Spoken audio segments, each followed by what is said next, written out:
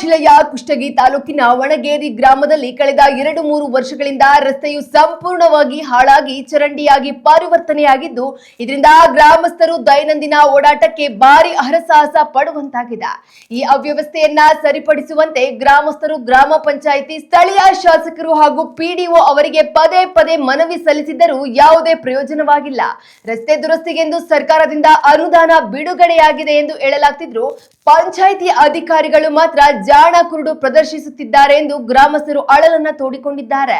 ಇನ್ನು ಮುಂದಾದರೂ ಸಂಬಂಧಪಟ್ಟ ಅಧಿಕಾರಿಗಳು ಎಚ್ಚೆತ್ತುಕೊಂಡು ತಕ್ಷಣವೇ ರಸ್ತೆಯನ್ನ ದುರಸ್ತಿಗೊಳಿಸಿ ಗ್ರಾಮಸ್ಥರ ಸಂಚಾರಕ್ಕೆ ಅನುಕೂಲ ಮಾಡಿಕೊಡುತ್ತಾರೆಯೇ ಎಂದು ಕಾದು ನೋಡಬೇಕಿದೆ.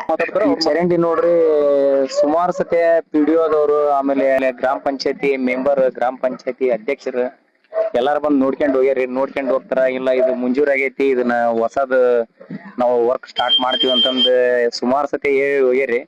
ಯಾರು ಇದ್ರ ಬಗ್ಗೆ ಗಮನ ತಗೊಂತ ಇಲ್ಲ. ಇಲ್ಲಿ ಸ್ಕೂಲ್ ಮಕ್ಕಳಿಗೆ ಸಮಸ್ಯೆ ಆಗೈತಿ.